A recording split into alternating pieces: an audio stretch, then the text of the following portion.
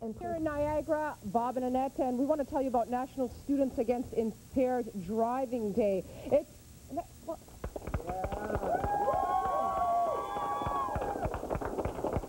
See, they had their hot chocolate this morning. Now, out of all the places across Canada, this school was chosen. Welcome to West Lane. Now, we just want to introduce everyone very quickly to Francis as well as Sam over here. Sam, this way.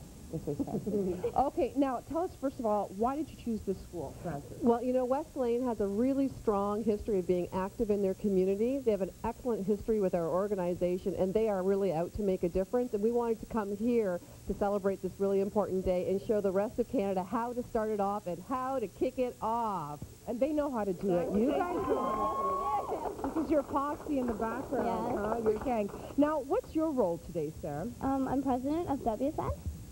And tell us what you're going to be doing today and what's going on. Today we're just promoting our students to become zero heroes, which means they'll make a commitment not to drive impaired, and if they can't drive, then not to get in a car with an impaired driver. And there's going to be several activities throughout the day, and we're going to show you how it's done. Why did you choose this school very quickly, Fran? You know, it's important to know that when you're with a school with teachers and the community and students who are out to make a difference, that's what you want to showcase across the country, because it's happening everywhere. So they represent over 700 schools across the country who are doing exactly the same thing and doing it just as well with just as much fun and just as much enthusiasm. Lots of enthusiasm here. I feel it in the room. We're going to show you some more coming up right after the break. Please stay with us. Are you going to talk? Who's going to drive you home tonight? Oh, you know you can't go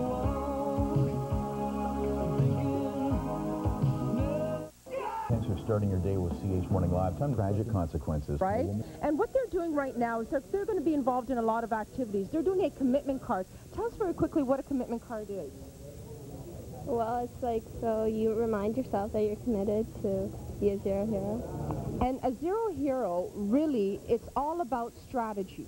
So even though these kids right over here in high school, though they're not of drinking age, they are usually with maybe older kids, and the whole point is to know what to do. And they created a poster like this one right over here, Bob and Annette, where they would ask them questions. What are some things that they can do in order for something like this not to happen, to prevent drinking and driving?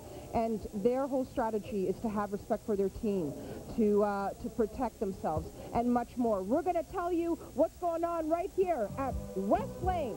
We'll be right back.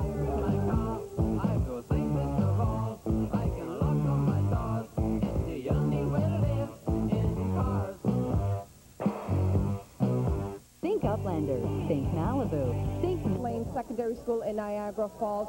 Now, we want to tell everyone that this day, which is National Student Against Impaired Driving Day, is going across Canada. Last year, they were in a school in Ottawa. 2 years before that, they were in New Brunswick. Now, the whole point of a day like today is for kids to understand what the reality is if you drink and drive. And if you are in that situation with someone who is drinking and driving, what to do in that situation. What is also very important is to have officers, firefighters like these, and to establish a relationship. Very quickly, we have here Pete Meffner. He is the firefighter, Niagara Falls. We have here James Johnson, RCMP, as well as Al Reed, OPP officer. Al, very quickly, what can one drink do? Oh, it can be devastating, especially for the youth that's not used to drinking. You know, that's the whole reason behind the slogan, don't drink and drive. And it's very important to establish a relationship. Why is that? Well, it's very important for us to establish relationships with our communities, with our youth. It's one of our key strategies in trying to change public attitudes in regards to impaired driving. It's been very effective so far. The more we can establish a rapport with youth and bring them relevant information that they understand and that they could use to do effective risk management decisions, the better it is for all of us in our communities. So then they don't get into situations like the jaws of life. Absolutely, right? Absolutely. And we're very concerned about drinking and driving in the fire service, because when we do arrive on scene and we have to extricate somebody, even with having one drink, it could be a life and death situation. Okay, so we're going to continue right here at West Lane, and Leslie, coming up, we're going to try and and test my skills when it comes to drinking and driving. I guess. I don't know what they have planned for me. I'm scared here. I'm scared for you, Lori. Put on your helmet, Lori. Yeah. Good morning, I'm Lori DeAngelis. Now, don't adjust your set. What you're doing right now and what you're seeing is through the lens of someone who just had 2 drinks. Those 2 drinks can impair your vision, your thought process, even walking a line like this one. It can impair your driving. These kids right here at West Lane are learning all about it. We're going to tell you more coming up right after the break. If your driving is impaired, of course, that's really bad news, and that's why Lori DeAngelis is at West Lane School in Niagara Falls this morning, hoping to prevent drunk driving. And a scary fact is 1 in 33 drivers out there on the road are drunk. Al, I can't believe that. Yep. Nighttime drinking and driving survey pretty much established that on average 1 in 33 vehicles at night after 10 o'clock contain a drinking driver. Now, what we have right here are different goggles. What are these goggles?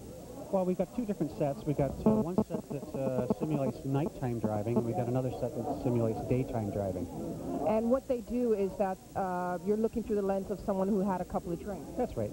And then they have to go through this activity right over here. Now, Andrew, he has one on. It's a person who is driving in the evening, had just 2 drinks. I'm going to try it right now. You tell me, why don't you just walk through this activity with me?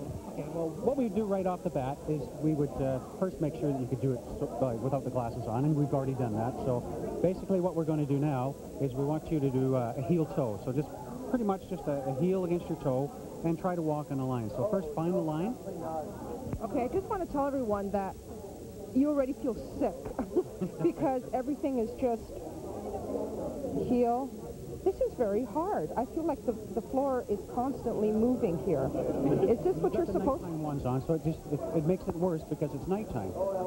Now, you also do something else because there are experienced drunk drivers out there. And what were you telling me about the cloth that you were going to try? Well, if we stop you, we start asking you a series of questions, and basically it's not really important what the answers are. It's just that we're asking you the questions, and it distracts the driver. It gets the driver to multitask the driver, so that if he has somehow masked the alcohol, that as we talk to him and get him to do different things at the same time, the symptoms start to show through. So those signs of impairment. We're going to show you some more coming up right after the break. Please stay with us.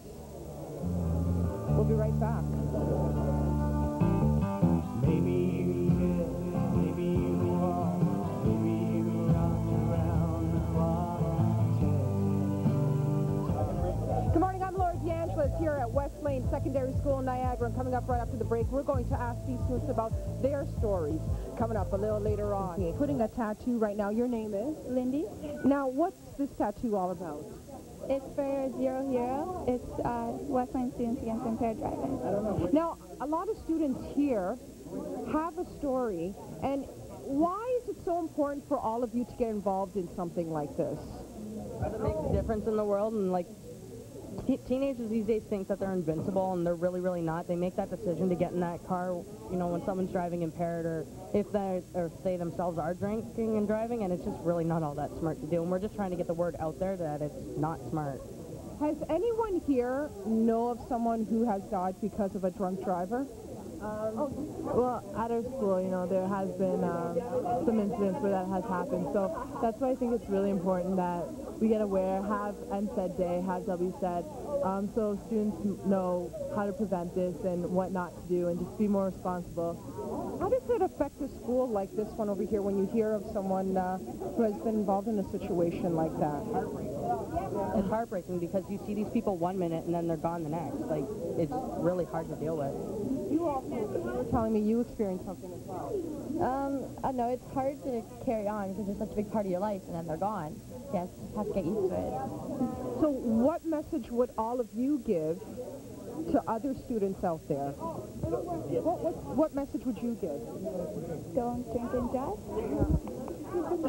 Beyond the drinking and driving. Just think about what you do before you do something. You know, if you're going to regret it or you're going to do something that you think is a little iffy, you know, maybe you should think twice about doing it. Because it's Yeah. Think about your family and friends and what they're going to do without you. But it's not just about the driver, it's about the passenger as well, because many of you are passengers, yeah? Yeah, you know, I've never been in a car with someone who's been an impaired driver, but I know people who have, and they're putting their own lives at risk, as well as, you know, everyone in the back seats, everyone, all their families, their extended friends, everyone's going to suffer from one person's bad decisions. We're going to continue right here at West Lane in Niagara. Right now, we're going to go off to the community calendar.